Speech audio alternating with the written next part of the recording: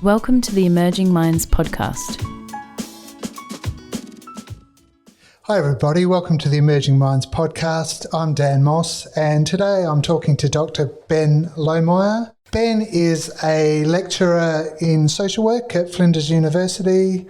Welcome, Ben. Thank you for coming today. Oh, great. It's great to be here. Thank you. So, Ben, tell me a bit about your work with future social workers at Flinders University. Sure. So I joined the social work team at Flinders at the start of this year, for just over 6 months. And my job is to teach the social policy topics. So that sounds super boring at the surface level, which is what most students expect as well when they come in. I say this regularly on the kind of conversations I have with students, and most of them don't come in thinking they want to work in policy or, all that sort of paperworky stuff. But the approach for the topic is actually a lot more fun than that. We talk about big ideas. Hi everybody, welcome to the Emerging Minds podcast. I'm Dan Moss and today I'm talking to Dr. Ben Lohmeyer. Ben is a lecturer in social work at Flinders University. Welcome, Ben. Thank you for coming today. Oh, great. It's great to be here. Thank you. So, Ben, tell me a bit about your work with future social workers at Flinders University. Sure. So I joined the social work team at Flinders at the start of this year, for just over 6 months.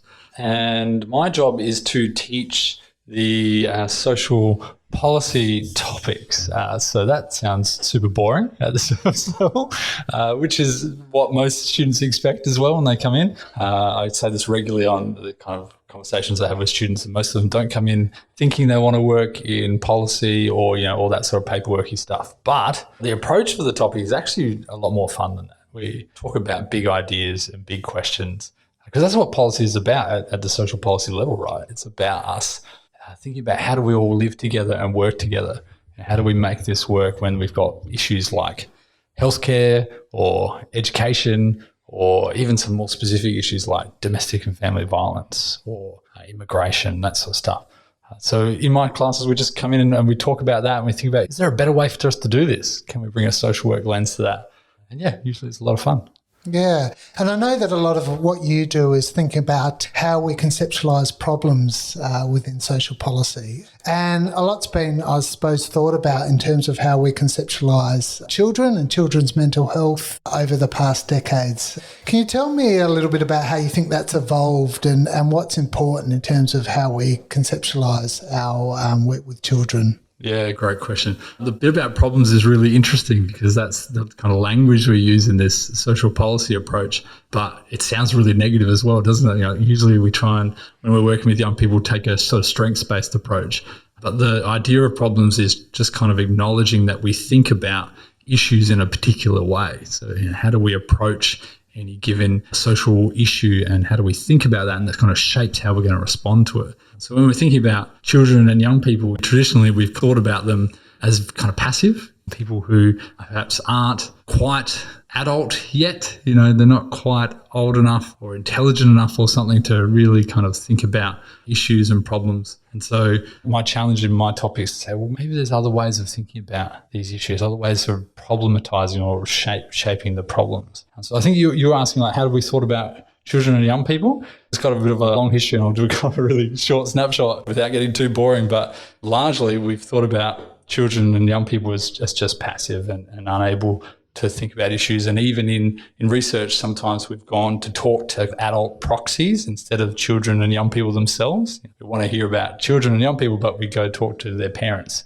or their teacher or a doctor instead of talking to them directly. But thankfully, there's a bit of a shift in that, because I think it's really important to actually listen to the voices of young people themselves and treat them as experts in their own lives. And there's a kind of classic article in the UN Convention on the Rights of the Child that sort of says young people and children should have a voice in things that affect their lives. So that's a really good kind of starting point for thinking about how do we approach problems in young people's lives. Well, maybe they're important and their voice is important in what they have to say. There's kind of some interesting moves that happened since then. So that idea of participation in decisions that affect their lives is really important, but there's some shifts that happened after that around perhaps thinking ideas like citizenship. Do we think of children and young people as citizens, like holding rights, or they've got partial rights and responsibilities.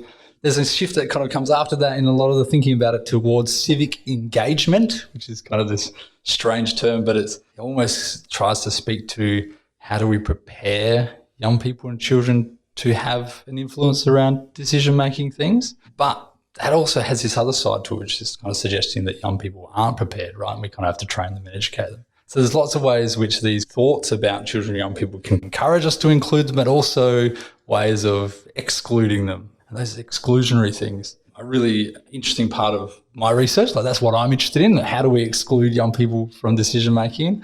There's a little bit of work I've done some writing recently looking at things like young people's protest, that when young people were involved in things like climate strike movements and how their voices in those spaces actually kind of keep getting disqualified. There are things like thinking about students and young people as kind of just puppets of other people's agenda, or thinking about them as perhaps indoctrinated. These are the kind of language that we use to discount their voices. But I'm really interested in saying that young people can be really important leaders in this space as well. Yeah, because there are some quite profound effects throughout history, really, of the effects of this exclusionary way or passive way of thinking about children, which obviously in recent times have been connected to the way we view children's rights. Do you want to talk a little bit about that in your own research? Sure, yeah, how they've been excluded and the effects on that. Yeah, look, if we treat young people as not capable, we start with that way of thinking, then we can end up creating kind of policies or programs or practice, because part of my background as well as a youth work practitioner prior to getting into academia, that it has really sort of strange effects on young people's lives. So one of the things I'm interested in at the moment is young people's experiences of bullying in school. And my broader kind of interests are around violence, but less from a way of thinking about it that identifies risk and resiliency factors in young people, thinking about the things that we might want to change to improve their lives as being the young person themselves, to thinking about perhaps the places that they inhabit, where do they live and exist. So if we're thinking about school bullying, why don't we think about the school? What is it about the school that makes bullying more likely to happen, or perhaps legitimizes or sanctions it at times? So if we start with adult perspectives on things, we kind of have a range of assumptions that come along with that, with where the problem is. And if we start with the young person-centered one, we might find something a little bit different. So my research recently on bullying looked at this dominant way of thinking about it. It's been around for about 30 years. A guy by the name of Olweus came up with a definition of bullying, and we kind of still use the same one. And it talks about repetition. Bullying has to be repeated. There has to be some sort of power imbalance in there as well. And there's a third category of his name, which I'm struggling to remember on the spot, but there was a third thing. Anyway, so he has this definition, and it's kind of kept going for about 30 years. But recently people have been questioning a bit and saying, is this really what bullying looks like? Because sometimes there's some strange results we get if we take this definition of bullying and we go to talk to children about it. There's some research that shows that children don't identify these factors of bullying, like repetition and power imbalance and that sort of stuff.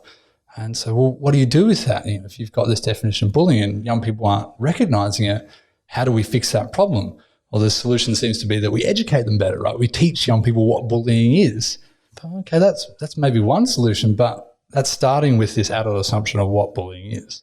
Another way of looking at the data is to say, well, what were young people actually worried about, what children worried about? And it seemed that they mixed bullying in with a whole range of other harmful, negative behaviours. Maybe they're just worried about harmful and negative behaviours. Maybe they just want to have a good time at school, and it doesn't matter whether we call it bullying or if it's harassment or if it's just fighting or if it's something else. Maybe what's important is the harm bit.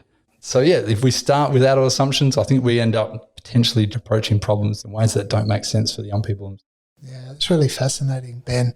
One of the things that we've been interested in at Emerging Minds is changing practitioners' perspective shifts. And one of those main perspective shifts has been from a passive understanding of children to an active understanding of children. And that's really how, when you're in front of them in a professional engagement, how do you ask them questions around their preferences, know-how, strengths, rather than implying that adults are the font of all wisdom within the room. And this certainly kind of what you're talking about resonates now. When you're working with young social workers or social work undergraduates, how do you kind of work to instill this questioning within them to think about how children have been excluded from practice or policy in the past and to help them much more aware of what children can contribute? My way of doing that is probably a couple of different things.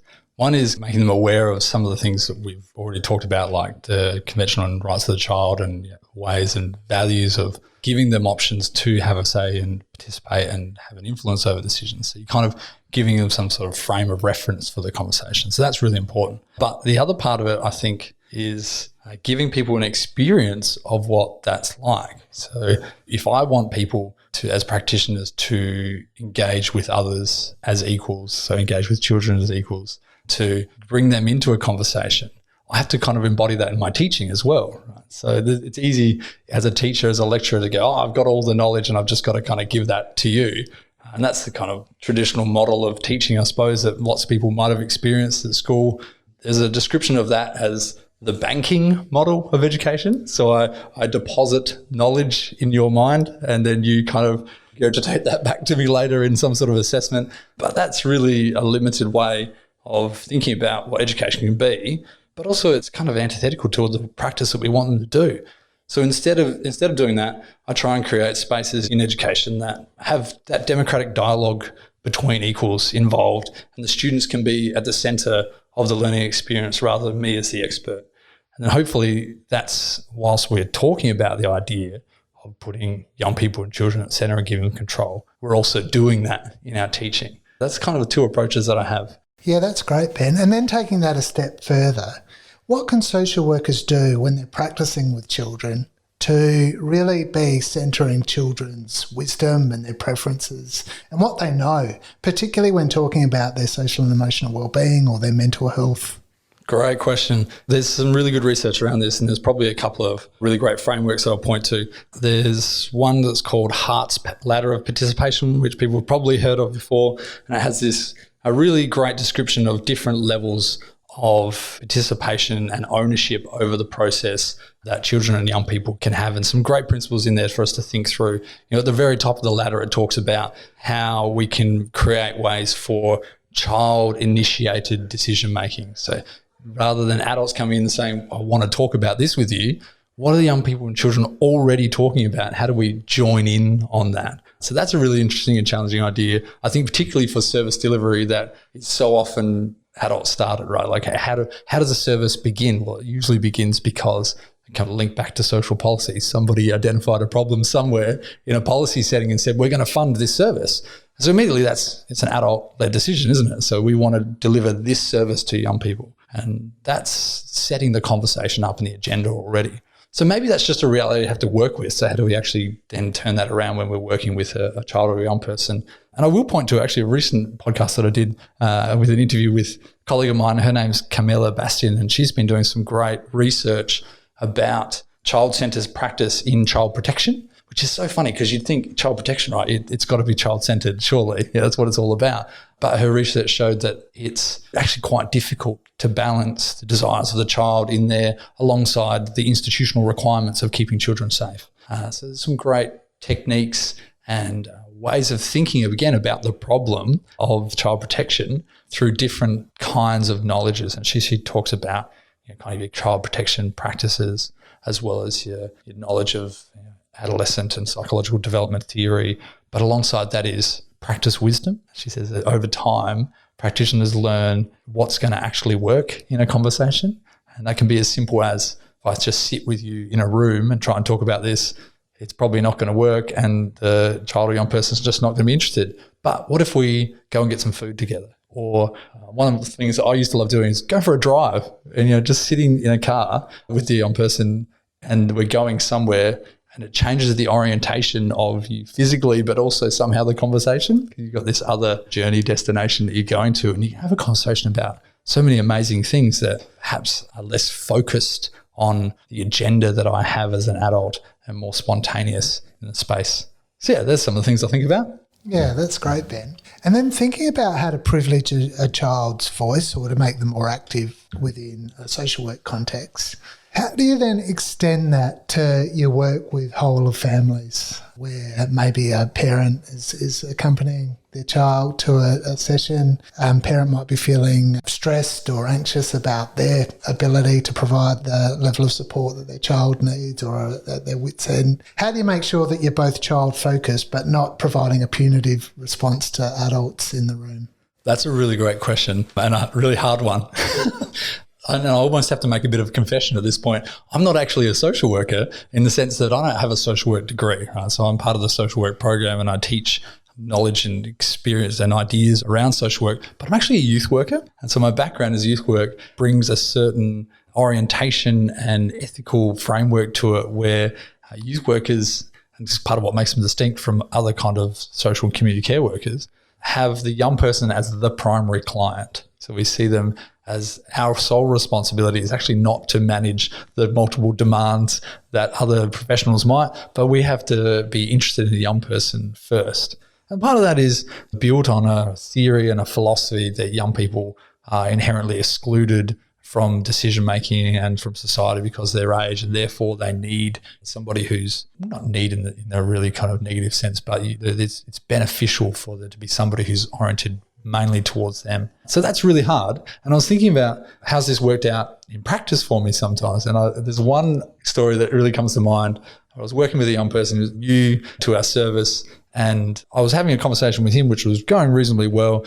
And then after the session, I got a call from his mum, and mum just wanted to have a bit of an insight into what we're up to. So within the framework that I've described of having a primary client, I tried to give her some details, but also give a little bit of clarity that, there's actually a little bit of need for me to have confidentiality here. Otherwise, your son just won't trust me. We can't have meaningful conversations about things. And she seemed to understand that, which was great. But clearly she went and had a chat with her son afterwards because the next time he came in, he didn't talk to me. He actually said, "You talk to my mum. I don't want to talk to you anymore." And it was really awkward, and we sat there for a long time in silence. And I sort of had blown that in a way. Now I thought I'd stuck as best as I could to my principles of that, but clearly for that young person, there wasn't a level of trust there anymore that made it safe for him to have any further conversations. So how do you do that? I don't know. It's really tough, right? And perhaps part of it is having those really open conversations at the start and saying, well, this is what my job is.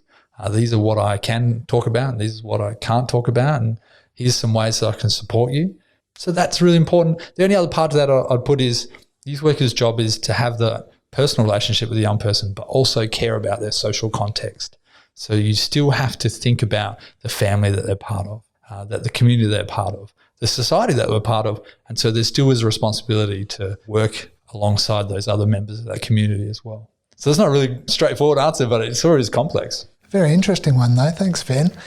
But I suppose thinking about the young person or the child's ecology, as you've just described there, has really been heightened within social work practice or youth work practice over the past decades where, more traditional practice, you were assessing the individual deficits or the problems within a child or a young person. How do you think practice has changed, hopefully for the better, in terms of thinking about the whole child or the whole young person? Yeah, great question. I think there is lots of positive shifts around that, and there is a part of this conversation around problems that we're talking about, and the policy approach that we have in my topics is to say, where is that problem located? Is it located in a person, or perhaps it's in their ecology, or perhaps it's in our society, and perhaps that can be the focus of our change instead. And I think that's really great, and that's where a lot of my research interest is in as well, is less about that individual and more about their context. But I also see there's a pushback on that. I think it's also really hard for that focus to be maintained in practice, purely because of things like funding models and the arrangement or the way in which services are delivered. So you have a funded service of some sort, it's likely to be government funded if you're working with children and young people. There's some great philanthropy kind of going around the place as well, but there's a large part of it is kind of sourced through, if not government funded, some sort of competitive tendering or grant funded way of funding a service. And that, I think, has an inherent bias towards individual solutions and short-term outcomes to things. And that's not anybody's personal fault. That's just kind of how you win a grant or how you demonstrate your outcomes or how you compete against other services to do similar things. So I think that kind of directs us, unfortunately, back towards trying to change people rather than looking at the ecology and the systems around them. Yeah, thanks, Ben. Given your intensive research into social policy and particularly how it includes or excludes children and young people, where do you think some of our opportunities lie for change over the next decade? So if I was interviewing you in another 10 years, where would you like to have seen changes being made? Great question. Wow, that's a really hard one to answer and to think about on the spot. But I think any opportunity for us to really give the people who are the focus of our work more voice in the conversation is really, really important and valuable. And in the research that I'm part of and seeing it being done, that is an increased focus. So you have people with lived experience being prioritised in the process. And I mean that not just in the sense of like we're talking to those people and hearing from them, but even more in the kind of design and planning stages of projects. So you've got people having input to saying we should talk about this. This is the thing that we should have a focus on, rather than me as the researcher generating the idea of what we should talk about. Or you've got groups who are focus groups or advisory groups who you then go to and say, okay, this is the process that we think we want to use. Is this in line with what you want to do? So there's a lot of that valuing of lived experience and the target group throughout the process, which I think shifts our direction right from the start, because we've got a different kind of evidence base that comes out of that. So therefore practice is different as well. So if we can continue to prioritise that, I think that gives us a lot of hope for where services and research will go.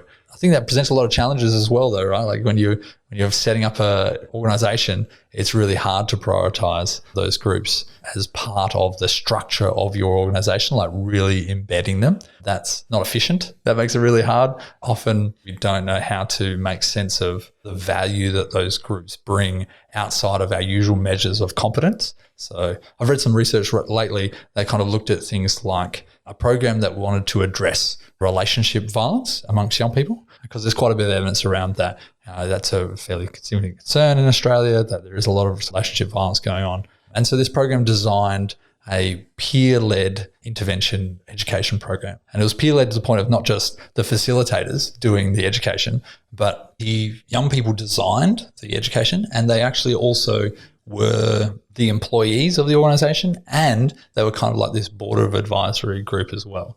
So the NGO existed, but they kind of set up this separate little entity within it, which is entirely young people led and run. And it was great. The young people were involved, and the research said that they loved it. They really enjoyed the experience, that it was really valuable, that they felt empowered through it. But the other part of the research also showed that the professionals in the space were still not convinced by it. They were still like, they're not really very good at project management. They're not really following the right processes at times. Well, yeah, of course they're not, because they're not professionals. But are we willing to give some of those things up so that we can have those voices more central? Do you think that maybe sometimes it's that we don't like the answers that we receive when we ask the questions? Yeah, of course. Yeah, I think that's absolutely true. Or even it's just kind of really personally and professionally challenging. Right? I've invested a huge amount of time in getting to this point in my career. I'm not going to bring some young person in who could just do the same job with no training. That's really hard to hear. But yeah, I think definitely sometimes we don't get the answers that we would expect. Yeah. I just want to go back to it for a second in some of the work you've done around exclusionary approaches to children or young people.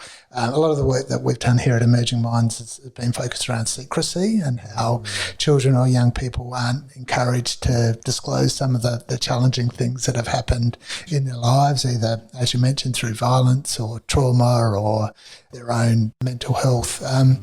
What can we do in practice to ensure that we're more inclusive and we offer opportunities at every step for children and young people to have conversations around the matters that concern them?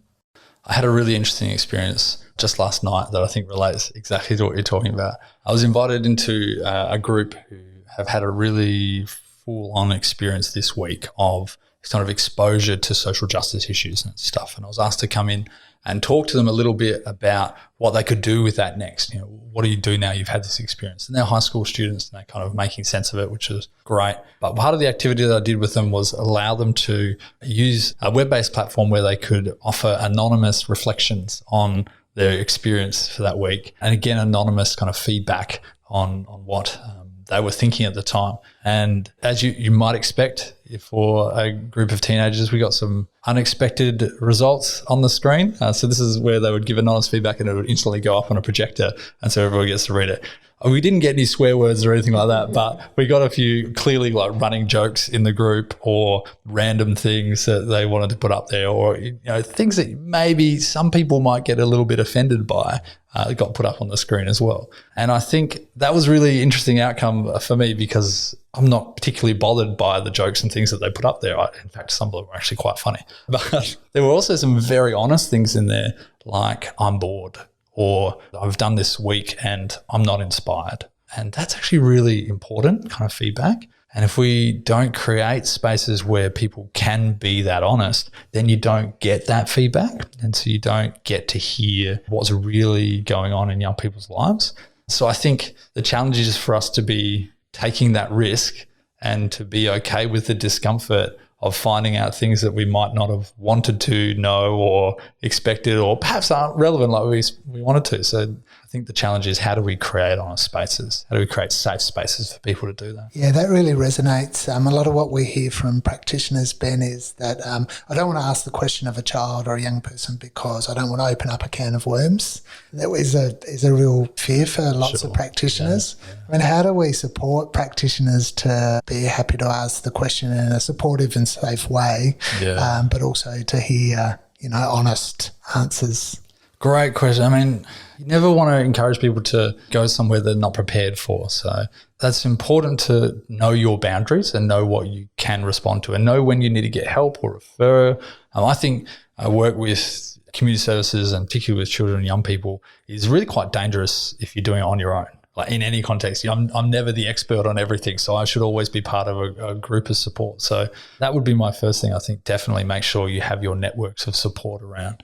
But I also think if you're asking questions and creating spaces, then you're only ever going to go places that the child or the young person wants to. And that's actually kind of the most important thing. They might open a can of worms, but imagine if we hadn't opened that can of worms and the young person really wants to talk about that and it's really important in their lives, we could end up with a much worse situation. So I'd never encourage people to kind of force a conversation and go somewhere that they think is really important, because that can be really damaging. Like, you can be re-traumatizing people. But if you're asking questions, you're opening spaces, you're giving a chance for them to talk about what's important to them, that might be personally challenging and it might professionally require you to take action.